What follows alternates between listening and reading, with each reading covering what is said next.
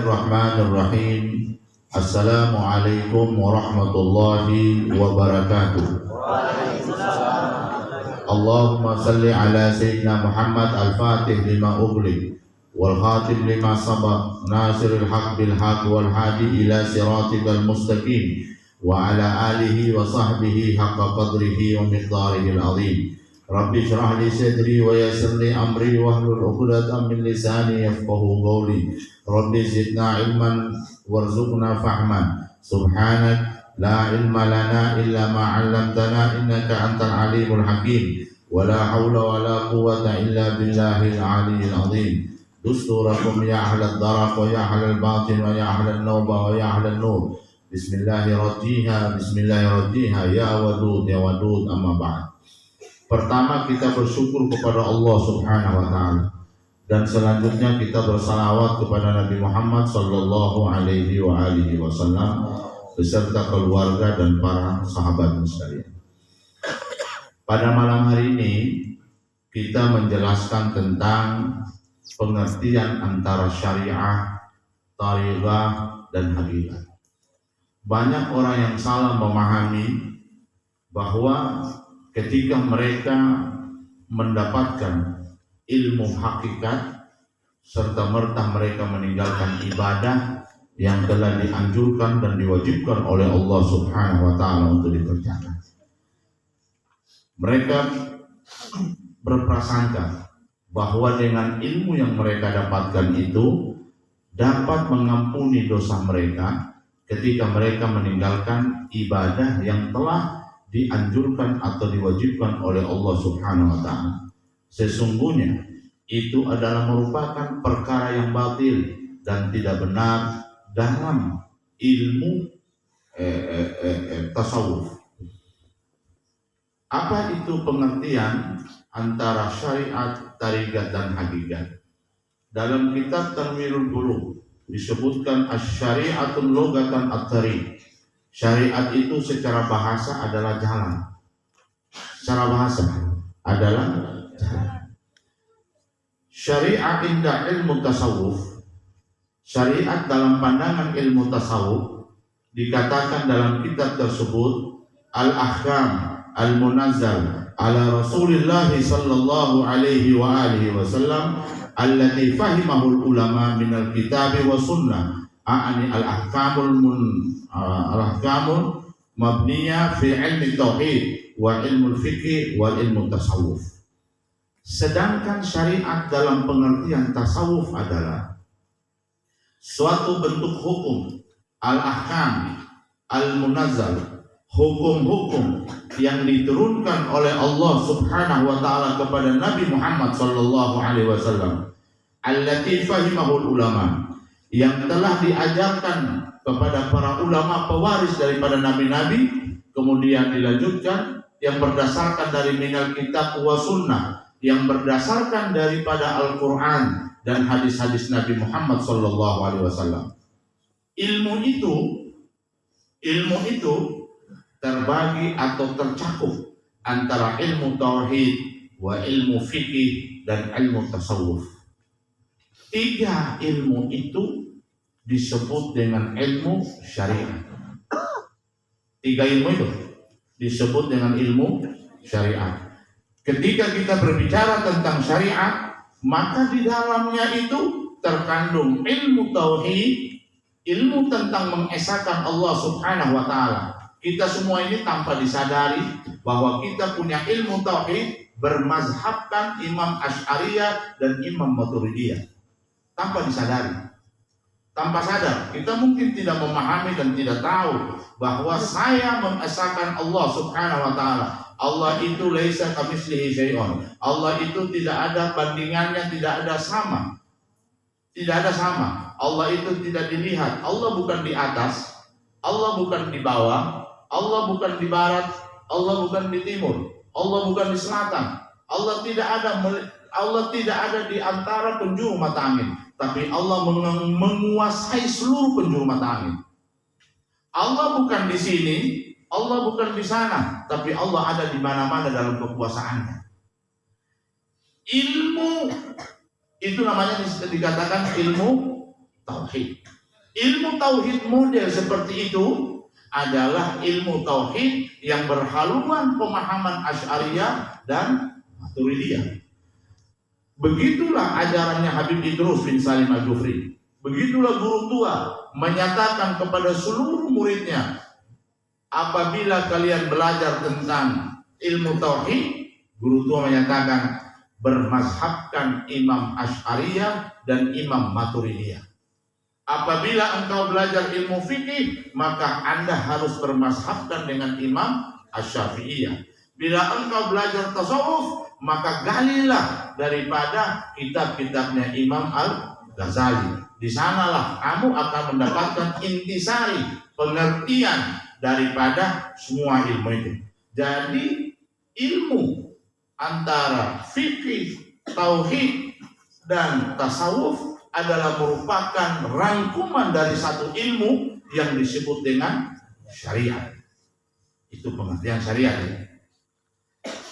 Oleh sebab itu, hilangkan dari pengertian kita yang ada terdapat di dalam benak pikiran kita tentang ketika saya mengamalkan ilmu tauhid dan ilmu fikih, tunggu dulu belajar tasawuf, nanti ilmu umur 40, umur 50, umur 60, itu pemahaman yang keliru.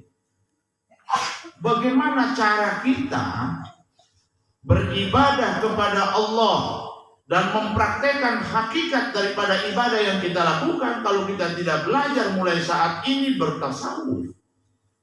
Sementara ilmu tasawuf itu adalah ilmu yang menutupi semua kekurangan-kekurangan antara tauhid dan fikih, menyempurnakan daripada kedua model ilmu tersebut.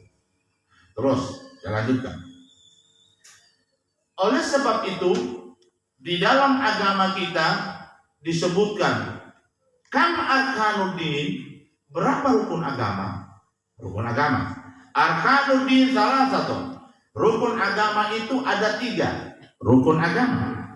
Yang pertama al-awwal at-tauhid, mengesahkan Allah Subhanahu wa taala. Dalam ibtidaiyah kita belajar tentang man khalaqas syamsa. Siapa yang menciptakan matahari? Allah khalaqa. Man khalaqal insan, siapa yang menciptakan manusia? Tak dibilang Allah yang menciptakan. Siapa yang menciptakan alam semesta? Allah yang menciptakan itu. Itu model daripada ilmu tauhid. Kemudian di dalam ilmu tauhid itu kita belajar tentang sifat 20. Sifat 20 inilah yang digunakan oleh Syekh Abdul Qadir Jailani untuk mengolah daripada ilmu tarikahnya. Sifat 20. Wujud kidam baka mukhalafatul awadisi yamu binafsihi ananiya urat iradat ilmun ayat sama serta modiran muridan aliman hayyan samian basiran mutakalim. Nah, itu ilmu 20, sifat 20. Gimana kita belajar bicara tentang tasawuf, sifat 20-nya Allah kita tidak hafal dan kita tidak pahami. Bisa-bisa kita bisa sesat, bisa-bisa kita salah dalam belajar itu. Orang yang belajar tasawuf itu pertama kali dia harus memahami dan di luar kepalanya sifat 20 Allah. Bagaimana itu Allah Subhanahu wa taala? Ya, itu sifat 20. Allah Maha berilmu, Allah Maha berbicara, tapi pembicaraan Allah tidak sama dengan pembicaraan kita. Pembicaraan kita masih terdiri dari huruf A, B, C, D, E, F, G. Tapi pembicaraan Allah tidak terdiri daripada huruf. La sautun wala harfun, tidak bersuara dan tidak berhuruf. Itu kalamnya Allah Subhanahu wa taala. Saya kasih contoh sama kamu. Ayat Al-Quran yang ada di dalam kitab Al-Quran, ada bersuara dia? Tidak ada. Yang bersuara itu kita. Alif Lam Mim, itu ayat Allah. Tapi ada pernah kita dengar suaranya itu? Tidak pernah. Nah itu. Kalau kita mendalami sifat 20-nya Allah Subhanahu wa taala, secara otomatis kita akan mengerti bagaimana hakikat ilmu tasawuf itu. Jadi ini hilangkan di pengertian kita. Ilmu tasawuf ini bukan ilmu dalam kelambu. Tapi ilmu tasawuf ini adalah kesempurnaan dari 3 macam ilmu ini yang wajib kita pelajari dari ilmu umur begini, 15 tahun sampai umur mati. Bukan umur 2, ada klasifikasi harus belajar ilmu tasawuf, tidak ada itu. Tidak ada klasifikasi harus belajar itu. Umur dari kecil harus pelajari tentang itu. Arkanuddin, ilmu tauhid. Yang kedua, apa arkanuddin rukun agama itu? Ilmu fikih, ilmu belajar tentang tata cara ibadah. Nah, fikih ini dibagi oleh para ulama menjadi 4 pembahasan yang besar. Sampai sekarang dibahas. Dari zaman dulu ilmu fikih dipelajari oleh imam-imam mazhab itu hanya 4 pembahasan. 4 saja pembahasannya. 1, membahas tentang ubudiyah, tentang salat, haji, zakat, apa semua itu. Puasa, sedekah, pembahasan tentang ubudiyah. Itu dari dulu sampai sekarang. Tentang zakat, itu dari dulu sampai sekarang, tidak berubah-ubah itu. 1, pembahasan tentang ubudiyah, itu bagian dari pembahasan fikih. Yang kedua, pembahasan tentang muamalah. Apa itu muamalah? Interaksi sesama manusia. Interaksi, bagaimana cara bergaul, bagaimana cara berbisnis, bagaimana cara berhubungan dengan pemerintah, bagaimana cara berhubungan dengan fakir miskin, bagaimana cara berhubungan dengan raja, bagaimana cara berhubungan dengan pejabat, bagaimana cara berhubungan dengan orang kaya. Semua diatur dalam ilmu muamalah.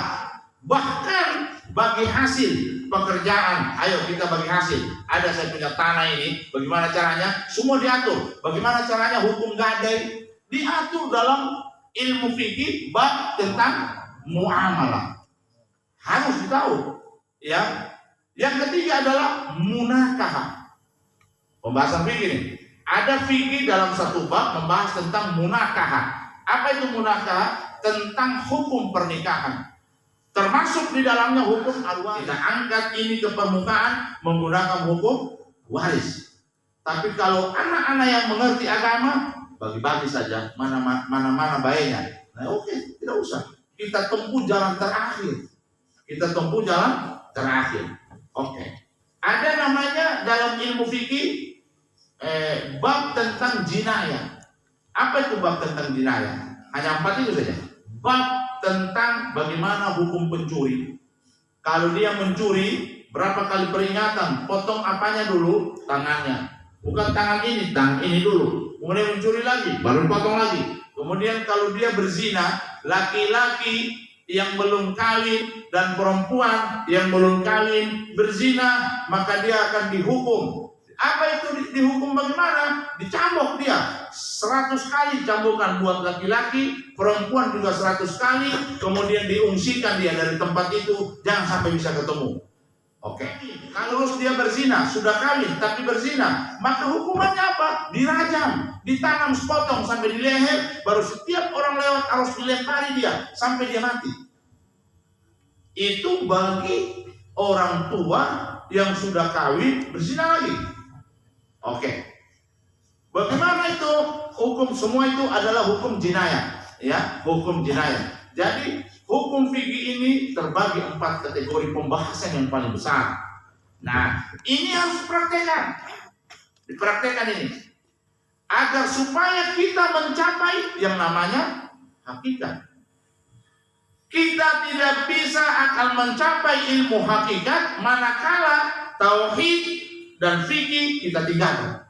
Tidak bisa, mustahil, nonsen. Kita tidak bisa naik ke atas. Oke. Kita tinggalkan itu. Itu yang pertama. Tauhid tentang pengesahan Allah. Yang kedua, ilmu fikih tadi barusan kita jelaskan. Yang ketiga, ilmu tasawuf. Ilmu tasawuf itu adalah ilmu yang mempelajari tentang hati. Ilmu tasawuf itu ilmu mempelajari tentang hati. Banyak orang tua kita dengar, satu saja ilmu pamungkas apa? Maka beda orang tanya. Sebenarnya itu ilmu tasawuf itu. Ilmu tasawuf itu adalah ilmu yang mempelajari tentang hati, mempelajari tentang jiwa, ilmu yang mempelajari tentang bagaimana tata cara membersihkan hati. Bagaimana tata cara membersihkan hati? Ya, bagaimana tata cara merawat dan mendandani hati untuk melakukan perjalanan menuju kepada Allah. Tapi hati ini didandani dengan duduknya kita di majelis ilmu, sering mendengarkan nasihat para ulama, sering bergaul dengan orang saleh, dan mempelajari step by step ilmu-ilmu itu agar supaya hati mulai perlahan-lahan bersih, dan ketika dia bersih, tersingkap tabirnya, maka dia disebut dengan mukasyafah. Dia bisa melihat, oh kau begini ya, kau begini ya, kau begini. Itu tidak ada ilmunya. Setelah bersih, hijabnya akan hilang. Kemudian setelah hijabnya hilang, turun pandangan Allah ke dalam hatimu, dan kau mampu untuk melihat itu. Itu yang disebut dengan pandangannya. Pandanganmu adalah pandangannya, gerakanmu adalah gerakannya, bicaramu adalah bicaranya. Itu maksudnya. Itu ilmu tasawuf, ya. Jadi ketiga macam ilmu itu, antara ilmu tauhid, ilmu fikih, ilmu tasawuf, disebut para ulama adalah ilmu syariat. Paham Pomiu nih? Kami paham ini. Ketiga metode ilmu itu disebut dengan ilmu syariat. Kalau ilmu syariat, tidak boleh kalian tinggalkan antara satu ilmu ini. Harus bergandengan. Kalau bangunan ini saya copot satu tiangnya, pasti roboh. Maka ketiga ilmu ini, apabila Pomiu tidak amalkan satu saja dari dia, roboh Pomiu. Tidak bisa Pomiu naik. Macam Pomiu punya sayap, patah. Ilmu ini, tauhid, fikih, dan tasawuf harus diamalkan setiap hari, 5 kali sehari, lewat sembahyang. Di situ dipraktekkan dia. Di situ dipraktekkan dia. Sembahyang itu ilmu paling besar membersihkan hati. Oh, dengar ini ibu-ibu. Ilmu paling besar membersihkan hati. Baik, selesai satu. Itu syariat pertama. Kemudian yang kedua adalah tarifah. Supaya kasihan kita ini tidak terlalu diperbodohi oleh orang. Sekarang dijelaskan itu. Setelah ini kami sudah memahami ini.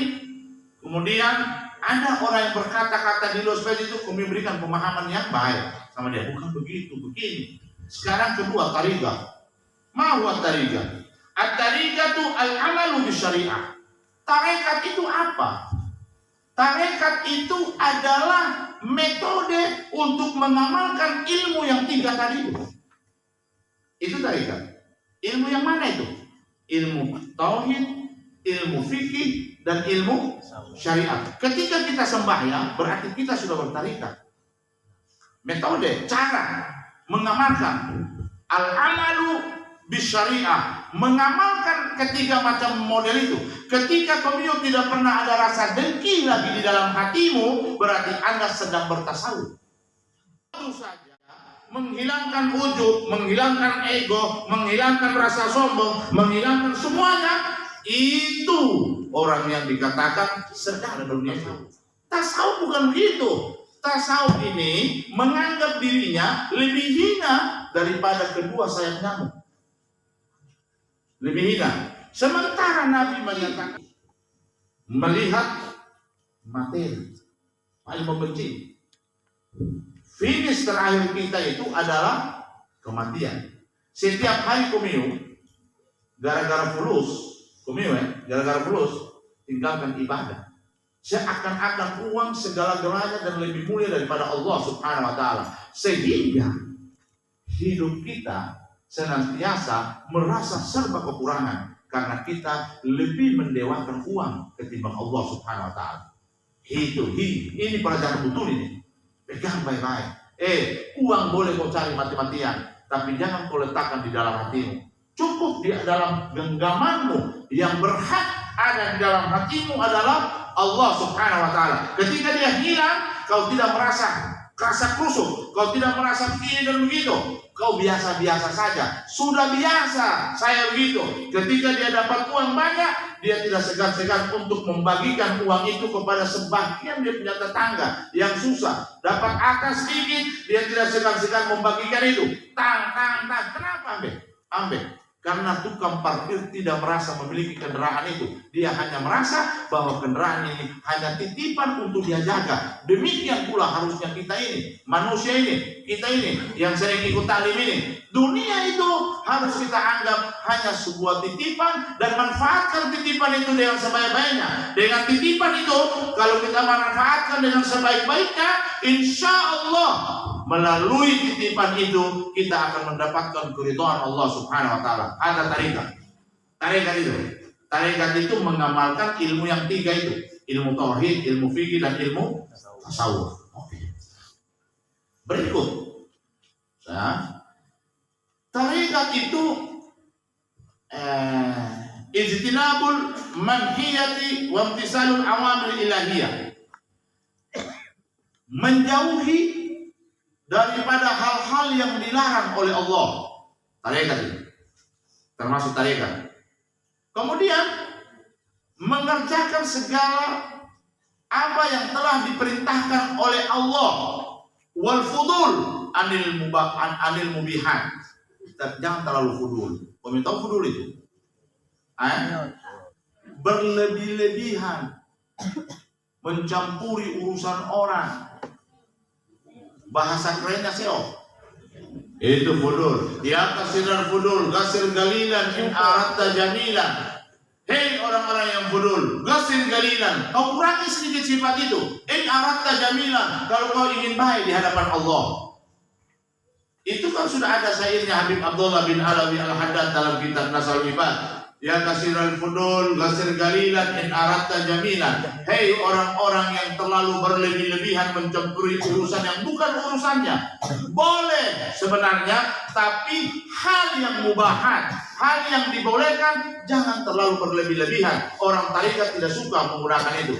Jangan terlalu berlebih-lebihan. Boleh. Pekerjaan ini boleh, Ustaz? Boleh, tapi jangan terlalu berlebih-lebihan. Makan saja boleh. Apa hukumnya makan? Jaiz. Boleh. Tapi apa hukumnya makan ketika kau lapar? Wajib kalau tidak mati. Jadi makan itu boleh hukumnya, ada bisa haram hukumnya, ada bisa makruh juga hukumnya. Berubah-ubah. Tapi dasar hukum makan itu adalah mubah. Boleh. Hukumnya makan saat kau lapar sekali wajib. Saat kau diserang penyakit mah, ketika berpuasa, kalau tidak kau buka, mati kan? Agama ini rasional, masuk akal. Apa yang tidak masuk akal jangan pakai. Al-adinu al-akal. Definisi agama apa begitu? Agama itu adalah akal. Agama itu adalah akal. Maksudnya adalah hal-hal yang tidak masuk dalam akal dan pikiran kita jangan kau pakai. Jangan pakai. Oke. Apa dia bilang? Ijtinabul manhiyati wa imtithal awamirillah ilahiyah. Menjauhi dari hal-hal yang dilarang. Tidak pernah ada yang dicontohkan oleh Syarifah Sayyidatuna Fatimah Zahra. Baru kami selfie lagi begini. Saya akan menunjukkan pekerjaan itu adalah pekerjaan yang paling mulia di hadapan Allah. Minta maaf saya, tetap saya harus tegur dan saya harus sampaikan. Kalau tidak saya sampaikan, saya berdosa. Tapi kalau setelah saya sampaikan ini, kemudian kami lakukan itu, berarti saya sudah terlepas tanggung jawab dari itu. Bayangkan, buat tadi dia, sampai dia sadar. Perempuan itu dilarang berteriak, dilarang menunjuk suara. Mana yang kita di sini ini, pada umumnya kita ini terlalu jauh dari pemahaman agama. Kalau ada perempuan yang menyanyi pakai baju syar'i, satu kali bisa saya main, kedua kali tidak mau lagi. Kami suka perempuan yang teranjang di situ. Apa tidak malu kami bahagian daripada dia? Coba bayangkan perempuan dia. Oke. Saya tanya Komio, tidak malu Komio? Komio itu tidak malu kah melihat itu? Sementara Komio juga adalah perempuan, badannya sama dengan Komio. Kira-kira Komio tidak malu? Malu semestinya. Orang yang berakal itu harus malu. Kalau kita orang laki-laki ini melihat saja orang yang kurang malu dalam hal itu contohnya kita jauh dari ilmu tasawuf. Makanya malam ini kita belajar itu. Ayo, yang kemarin itu dimaafkan oleh Allah. Saat ini kita mulai hidup baru. Kita mulai jaga daripada pembicaraan, gaya dan lain sebagainya. Yang kedua, saya kasih contoh sama kalian. Ini gambaran hati kita terlalu banyak yang buruk. Saya mau kasih contoh. Oke, contohnya masuk akal ini. Ketika ada orang yang Facebook buang status, kalau statusnya status dakwah, pasti kurang orang follow, kurang orang kurang orang like, kurang orang komen. Statusnya dakwah. Di mana-mana, saya juga pelaku itu, status dakwah di grup WA kah, di grup Messenger kah, di grup bukan di grup, di status Instagram kah, di status kurang orang komen. Tapi ketika orang membicarakan tentang aib orang, banyak kepo, inbox, baca inbox, banyak. Bicara tentang aib rumah tangga orang, bicara tentang ini dan itu, banyak orang komen. Saya tanya sama komen, itu menggambarkan apa? Itu menggambarkan hati kebanyakan manusia masih kotor karena mereka suka melihat yang tidak bagus dan tidak suka melihat yang bagus. Itu pandangan ilmu tasawuf secara akal. Coba, cenderung hati kita ini suka melihat yang jahat seperti lalat. Lalat suka memberikan pemahaman kepada seekor lalat bahwa madu itu bagus. Kenapa? Maukah kita dikatakan bahwa kita ini sama perilakunya seperti lalat yang suka hanya melihat keburukan dan tidak suka melihat kebaikan?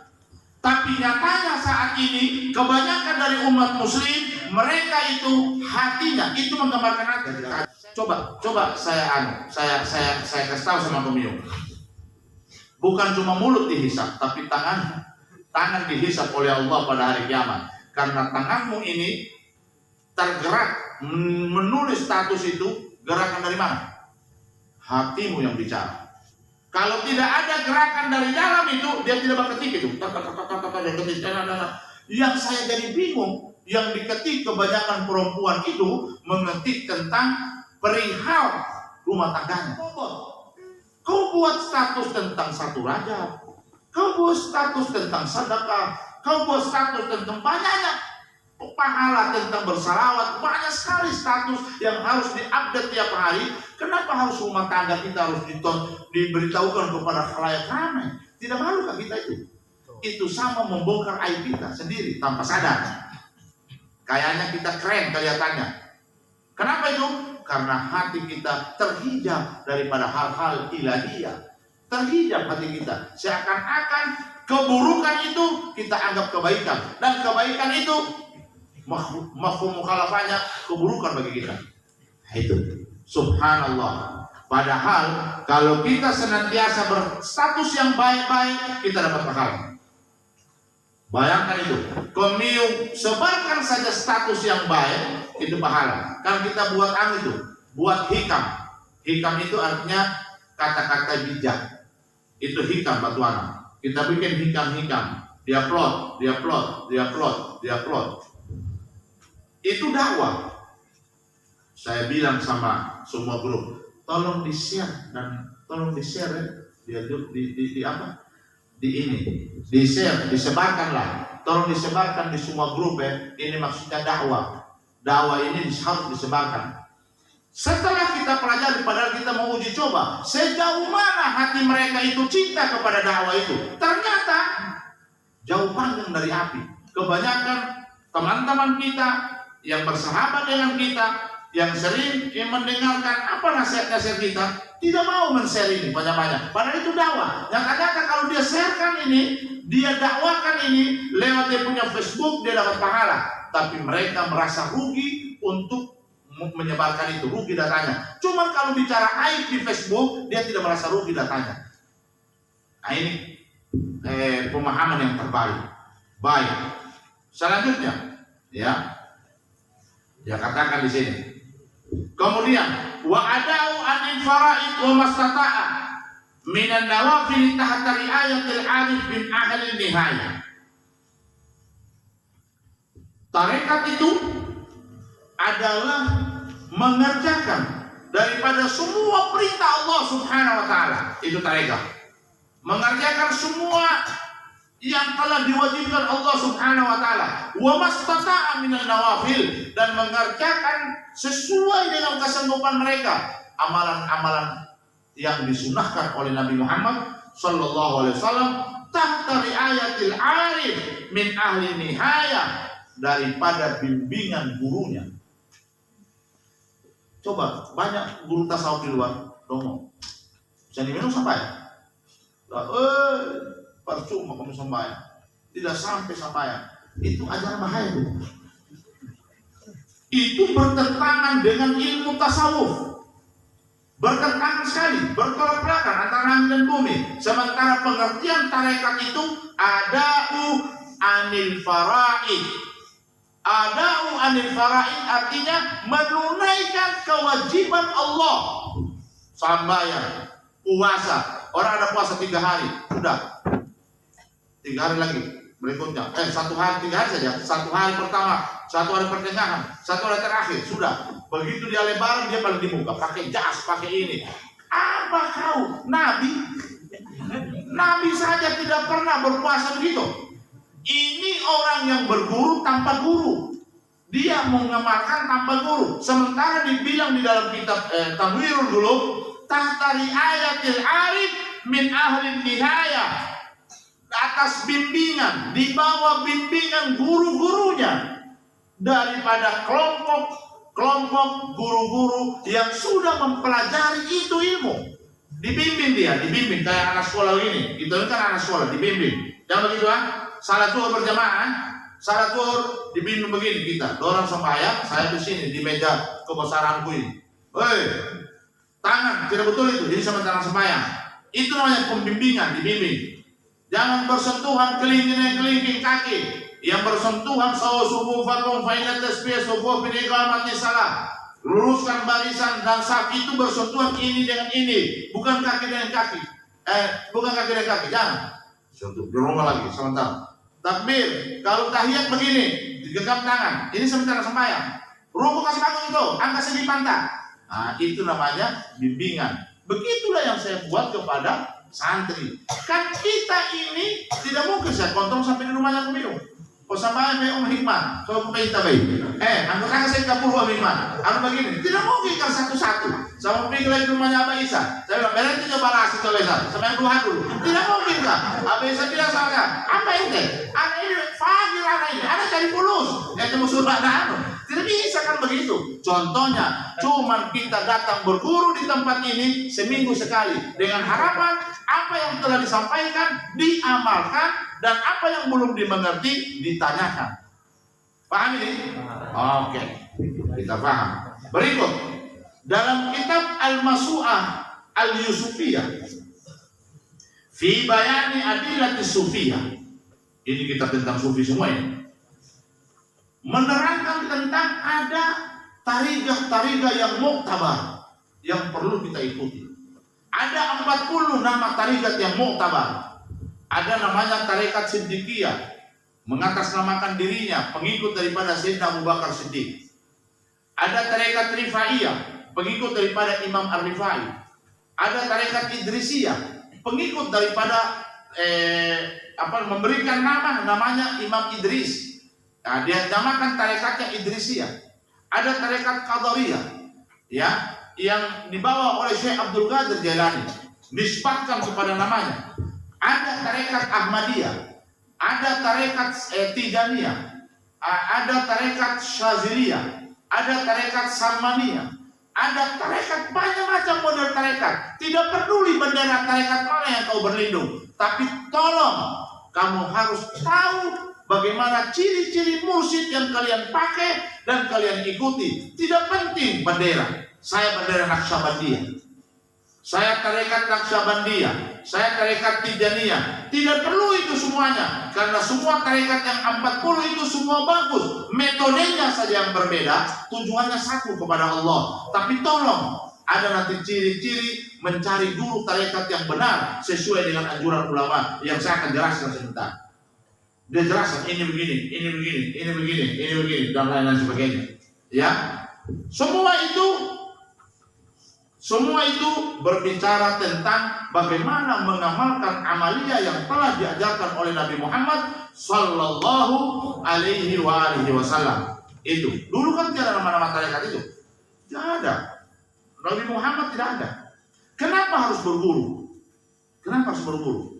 Nabi Muhammad tentang fikih, malaikat Jibril mengajar Nabi Muhammad tentang tasawuf, malaikat Jibril mengajar Nabi Muhammad tentang hakikat. Malaikat Jibril, setelah Nabi Muhammad terima semua ilmu daripada malaikat Jibril itu, kemudian dia turunkan kepada sahabatnya. Tapi pertama kali Nabi Muhammad belajar kepada Jibril alaihissalam itu ditalqin. Ikuti la ilaha illallah. Nabi Muhammad bilang la ilaha illallah, la ilaha illallah. Amalia itulah yang berkembang sampai saat ini, dan setiap kali ada perguruan harus dia talqin muridnya. Untuk apa itu talqin itu? Untuk mengikat antara ruh si murid dengan ruh si guru, bergandengan dan tidak berlepas sampai dia berjanji di dunia dan di akhirat. Kan begitu. Dengan catatan si muridnya harus totalitas mengikuti semua apa yang diperintahkan oleh gurunya yang baik-baik dan meninggalkan apa semua yang dilarang oleh gurunya. Itu baru murid yang benar. Nah, maka para ulama, coba kalau seandainya komio ini yang ada perempuan dan laki-laki ini mau dibikin begitu, tidak ada orang ngaji di sini nih. Tidak ada. Agak safatu wafatu baru mengaji di sini. Tidak ada. Mama itu tandanya kita belum memahami benar hakikatul ilm. Hakikatnya ilmu itu seperti apa? Agar supaya mencapai berkah daripada ilmu itu. Bagaimana kemudian diajak dulu orang tua dulu mengaji? Bagaimana? Coba disuruh timba air baru mengaji, disuruh bertumbuh gabah, setelah itu biasanya pulang saya dan mengaji, besok lagi. Coba pahala yang paling besar didapatkan oleh orang-orang sekarang ini adalah guru mengaji. Coba berapa puluh tahun kasih kami belajar mengaji, sampai sekarang kami pakai ilmunya. Tidak hilang-hilang. Kenapa? Karena berkahnya banyak. Kenapa berkahnya banyak? Nah ikhlas kami itu dulu bayung gabah, tunggu. Nah ikhlas kami itu dulu sudah dalek. Habis itu baru mengaji ya. Ikhlas kami disuruh bertimba air, isi bak dulu. Habis itu pakai mau anak kira guru itu. Coba orang anak sekali disuruh begitu. Orang tua yang ngomel, patundun anakku. Bayangkan itu. Dorong patundu sepunya anak, bikin begini. Coba itu. Padahal itu metode, itu cara, itu metode untuk memberikan ilmu manfaat kepada seorang anak didik. Oke. Terus apa dia bilang? Disebutkan di dalam kitab tadi itu ada 4 kategori syarat untuk memilih mursyid. Dengan baik-baik. Kalau kamu mau cari guru, 4 ini kami pakai. 4. Kami cari karakternya guru ada 4. 1. Ayyakuna arifan bil faraid. 1.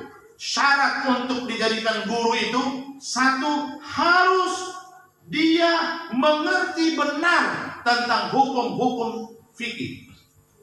Itu boleh jadikan guru. Hukum-hukum yang diwajibkan oleh Allah, dia mengerti benar. 1, masuk syaratnya. Yang kedua, ayyakuna arifan billah. Yang kedua, dia mengerti tentang ilmu ma'rifatullah. Dia mengenal Allah Subhanahu wa taala. Yang ketiga, ayyakuna khabiran bi tara'iqi tazkiyatin nafs wa salimiha. Yang ketiga adalah orang itu harus mengetahui yang sebenar-benarnya ilmu tasawuf. Orang itu mengetahui yang sebenar-benarnya ilmu hakiki, pakar daripada ilmu tasawuf. Dokter dia, bagaimana cara memperbaiki hati. Bagaimana hatinya ini bisa habis? Banyak orang yang datang ke saya, bagaimana cara memperbaiki hati? Ini jalannya, ini jalannya, ini jalannya. Kita ini dokter.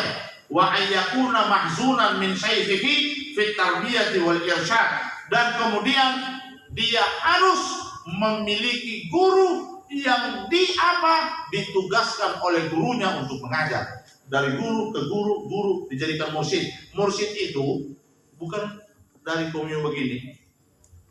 Keputusannya komio nih. Ustaz, komio jadi mursyid kita orang. Oh bukan, itu dalam kategori ilmu tasawuf. Bukan kita yang angkat mursyid itu, tapi gurunya yang mengangkat dia sebagai mursyid, sebagai pengganti dia sebelum dia wafat. Kemudian setelah dia tahu ajalnya mau tiba, dia angkat lagi mursyid, guru anak gurunya.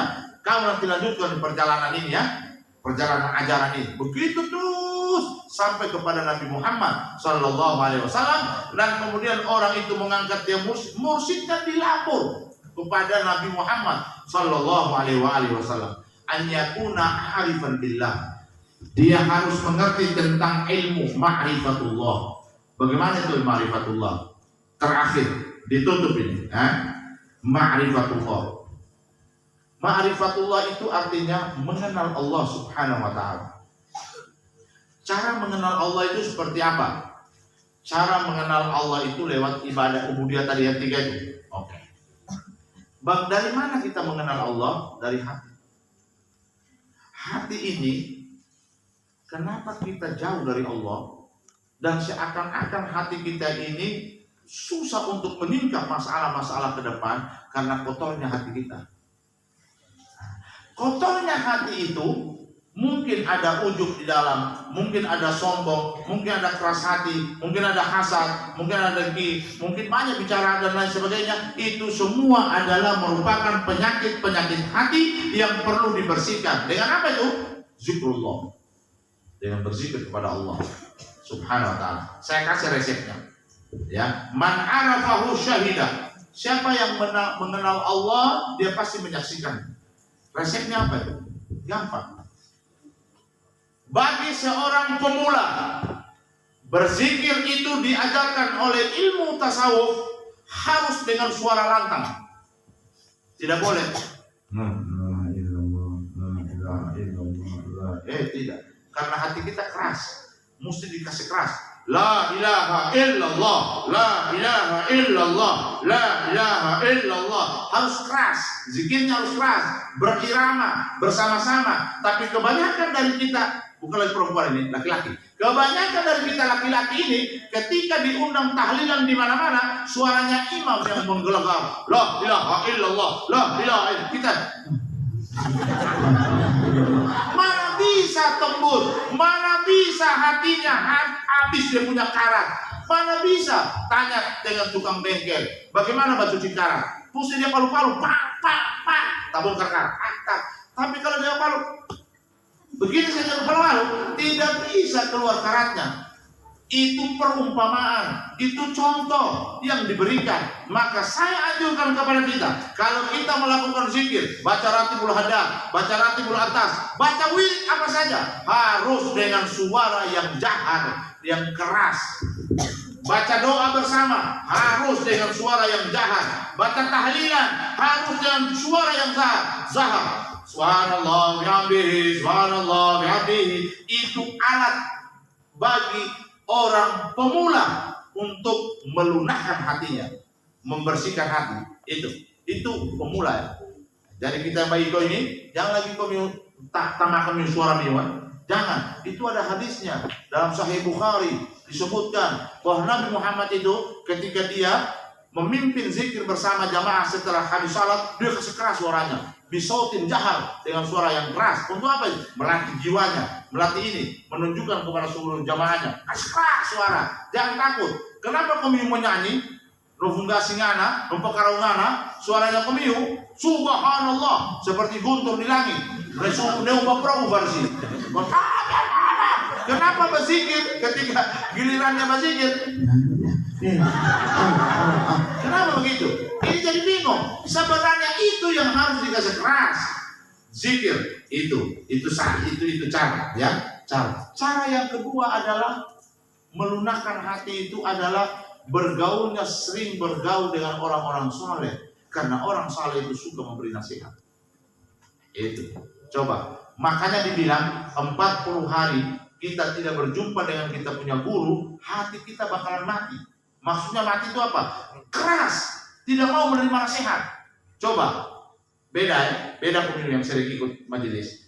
Beda hatinya pemilu yang sering ikut majelis dengar nasihat setiap minggu, dengan hati orang tidak pernah datang di majelis. Coba suara kapah yang malam yuk. Paling rapat tanah pemilu. Ya Pak, kenapa? Karena pasti kami bilang, dokter ya panggil pena. Belum dia tahu ini kasih apa-apa. Beda kan? Itu bukan belum dia tahu apa-apa. Hatinya keras. Beda sekali orang yang sering mendengarkan nasihat agama, ketika diberikan dia 1-2 kali. Iya, Ustaz. Iya. Tak salah saya. Coba yang tidak pernah ikut pengajian, sama sekali tidak pernah, pasti dia bantah. Pak, dia bilang, koino, balas sakayana. Belum tentu. Nah, itu kan bahasa pembantah. Itu bahasa apa itu? Itu pakrol. Belum tentu itu, belum tentu begini begitu. Itu melambangkan betapa kerasnya hatinya. Subhanallah, dalam ilmu tasawuf, ibu-ibu bapak tidak pernah ada dikenal hal seperti itu. Jadi, kami tolong untuk memperbarui hati banyak zikrullah. Zikrullah itu apa? Bersalawat, beristighfar, membaca Quran, membaca wirid, masih banyak wirid. Kasih susah bergaul dengan orang saleh, kemudian sering duduk di majelis ilmu. Itu cara Tuhan menghaluskan hati. Apa yang dibilang Nabi Muhammad? Tolong dengar. Dibilang Nabi Muhammad apa? Hei umatku, bersusah-susah saya kamu ibadah. Saya tahu kamu ini susah ibadah. Setengah mati kau melawan. Setengah mati betul kau lawan. Kau punya untuk beribadah ini. Lawan itu. Ayo, sabar. Nanti kalau kau sabar melakukan ibadah ini, saya akan balas dan saya tunggu di telagaku. Ini Nabi punya janji. Bukan janjinya Idris. Siapa yang rajin beribadah, bersusah payah, dia lawan tengah malam, dia bangun. Kemudian dia tahajud, dia bersedekah, kemudian dia sering membaca shalawat kepada Nabi, dia mengaji setiap malam, dia lawan itu. Zuhur dia kerjakan, asar dia kerjakan, maghrib dia kerjakan, semuanya dia lawan. Nabi bilang, saya tunggu kau di telagaku, saya akan kasih kau 1 gelas air dari telagaku, dan kalau kau minum, tidak akan pernah kau rasakan haus selama-lamanya. Itu yang kerjaan. Pak, jadi perlu kita ilmu ikhlas. Sekarang ilmu ikhlas, mengamalkan sesuatu harus ikhlas. Ikhlas itu dibagi 3 oleh Imam Al-Ghazali dalam ilmu tasawuf. 3. Ikhlas yang pertama, ada orang mengamalkan sesuatu karena mengharap balasan setimpal dengan apa yang dia lakukan di dunia. Banyak kita perhatikan. Rajin kita membaca suratul Waqiah tiap sore dan tiap subuh. Yang dibaca surat Waqiah, pendahuluannya apa fadilahnya? Mengharapkan balasan supaya dia tidak hidup fakir miskin. Itu ikhlas, tapi tingkat paling bawah. Pertama, kalau ada orang yang mengamalkan sesuatu karena sesuatu mau dibalas di dunia, ini level ikhlas yang paling tingkatan rendah. Oke? 1. 2, ada orang yang mengerjakan satu ibadah mengharapkan ganjaran di sisi Allah, bukan diharapkan di dunia, tapi ingin dia terbebas dari api neraka, ingin dia masuk ke dalam surga. Itu level 2. Level 3 ikhlas itu adalah ada orang yang datang setiap saat, datang di majelis, beribadah, sembahyang, mengaji, belajar berzaki, apa segala macam. Ibu-ibu datang setiap malam Sabtu, malam Ahad, malam Senin datang belajar mengaji. Datang apa? Itu semua ibadah, tapi dia tidak mengharapkan balasan Allah. Dia hanya mengharapkan yang penting saya dapat ridhanya Allah. Kalau Allah ridha, semuanya selesai. Perkara itu. Itu ibu-ibu tanamkan. Setiap hari kami lihat, setiap hari, setiap malam pengajian semakin pondok. Berarti kami punya tingkat keikhlasan antara nomor 1 atau nomor 2. Yang jelas tidak bisa nomor. Kalau nomor 3 orang pasti datang karena Allah, dia reda. Jadi tinggal kami yang aplikasikan 3 ini. Mau masuk di ikhlas tingkatan mana kami? Kalau komio ikhlas tingkatan awam, tingkatan pertama, baca, saya sering salat duha Ustaz. Itu apa? Fulus. Begitu.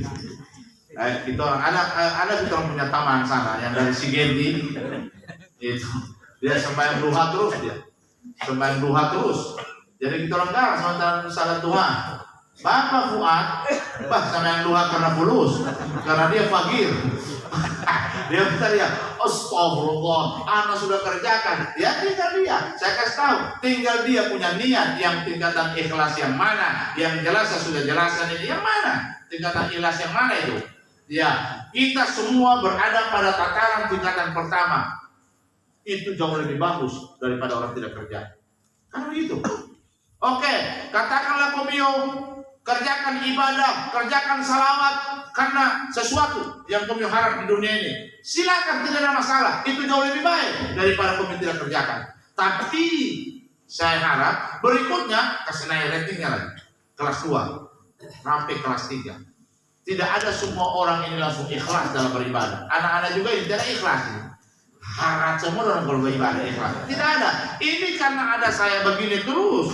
Ngajarin apa ya? Punggama begini terus. Sampai orang banyak sembahyang. Coba kerja saya. Wallahu a'lam bishawab. Mungkin ada di atas ranjang, mungkin ada. Karena begitu yang pertama. Pertama kau ibadah takut sama saya, tidak masalah. Siapa tidak ibadah, saya sambung anak. Saya pukul mana? Takut kau? Oke, tidak masalah. Akan datang kamu ibadah bukan karena takut dengan saya. Kamu ibadah karena panggilan Allah Subhanahu wa taala. Gampang disiksa doang. Betul-betul saya siksa. Habis azan zuhur harus 4 rakaat. Setelah itu harus sholat zuhur. Habis sholat zuhur harus 4 rakaat ba'da zuhur. Habis sebelum asar harus 4 rakaat sebelum asar. Malam, tengah malam harus 8 rakaat sholat tahajudnya. Habis itu harus baca wirid. Kau begini orang. Biar saja kau siksa dengan saya. Kau takut, kau hai, raboba, aneh hawi bercampur lagi. Terpaksa kau begini. Ada yang nunggu biasa. Iya, kenapa? Disiksa, siksa terus. Disiksa. Siapa yang tidak sholat, berapa kali pertemuan disuruh istighfar terus dibaca. Istighfar dibaca. Dari jam 1 sampai jam 2. Astagfirullah. 1 jam istighfar. Bagus menurutmu. Tingkatan yang kedua, saya pada tidak sembahyang, kita orang akan suruh sembahyang. Sembahyang sampai 500 rakaat. Tunggu takut. Itu hukuman paling bagus. Sudah, tidak ada campur-campur. Hukum begitu kan? Nganak tidak sembahyang, kita akan umum. Apa itu? Sini. Habis makan? Iya. Oke. Kau tahu pelanggaranmu, tidak sholat berjamaah. Biar kau salat, saya anggap tidak sembahyang. Yang penting harus berjamaah. Nanti berjamaah baru saya anggap sembahyang. Tidak sholat berjamaah. Oke, tidak sholat berjamaah. Sudah makan sudah, ambil wudu. Oke, ambil wudu. Sembahyang sunnah 200 rakaat. Kau tobat itu. Baru kita bagi-bagi merokok, baca ada orang. Batasmi, apa kita orang susah? Tidak ada. Bangun-bangun habis kadera, kau bilang susah. Sekarang kemari. 200 rakaat, mau hitam tidak? Rasul di karpet. Taubat, samu-samunya apa? Itu latihan. Begitu ya. Suruh istighfar sampai 3 jam, baru dia taubat. Itu orang takut sama kita. Takut ibadah, takut sama kita orang. Tidak mana. Setiap datang sholat subuh tidak habiskan 2 lembar, selesai nggak dihukum lagi. Harus setiap salat 2 lembar. 2 lembar baca Quran, 2 lembar, 1 hari 1 juz, 30 hari khatam Al-Quran. Untuk siapa itu? Untuk orang tuanya. Ketika dia baca Al-Quran ini, otomatis pahala itu berjalan sama orang tuanya. Sama gurunya pasti dapat. Ya karena kita gurunya dapat. Itulah kelebihan orang yang mengajar dan kelebihan orang tua yang memasukkan anaknya ke pendidikan agama. Segala apa yang dilakukan oleh anaknya, kontan orang tuanya dapat. Siapa yang tidak punya anak, saya kasih tahu sama orang ada punya teman yang tidak punya anak di Menenili, ya. Saya bilang ente tidak punya anak, bagaimana caranya? Ente mau dapat anak, iya, kau biayai anak-anak sekolah. Ini ajaran betul ini. Kalau kau mau masuk, Rabbi gfirli wali walidayya warhamhuma kama rabbayani sagira, itu hanya untuk kita yang banyak anak. Kalau ente mana? Ente biayai anak. Ini biaya anak-anak satu orang. Siapa yang susah di sini? Saya biayai. Biaya anak pendidikan agama. Itu ketika dia Rabbi firli wali walidayya warhamhuma kama rabbayani saghira, spontan ente dapat, karena itu ente punya anak di bidang rohani. Ente didik rohaninya bukan melalui ilmumu, tapi melalui kau punya finansial.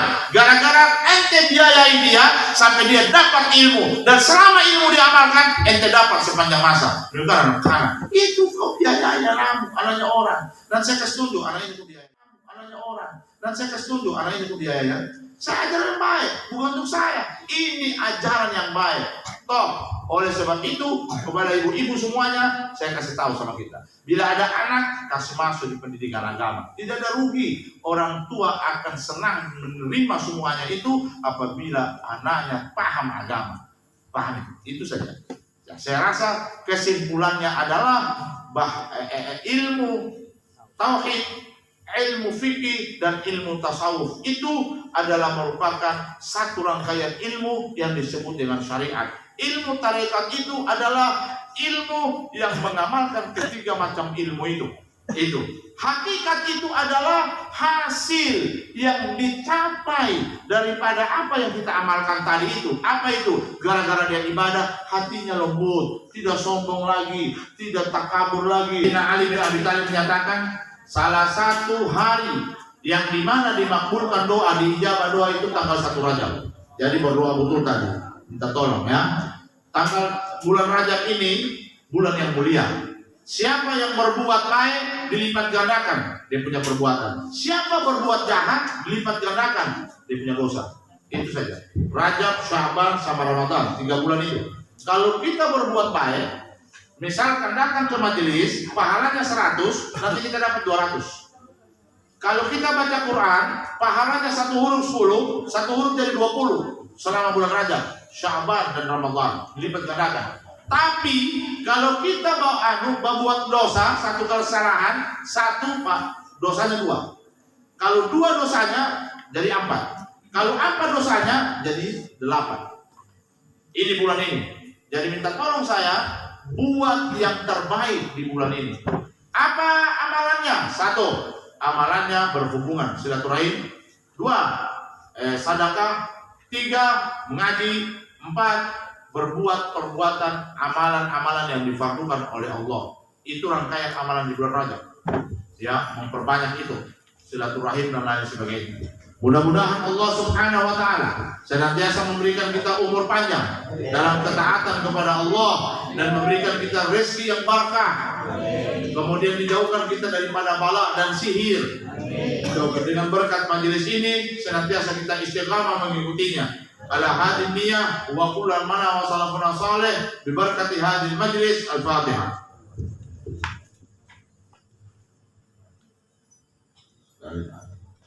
Subhanallah wa bihamdik asyhadu an la ilaha illa anta astaghfiruka wa atubu ilaik. Allahumma shalli ala sayyidina Muhammad wa ala ali sayyidina Muhammad. Wallahu musta'an. Assalamualaikum warahmatullahi wabarakatuh.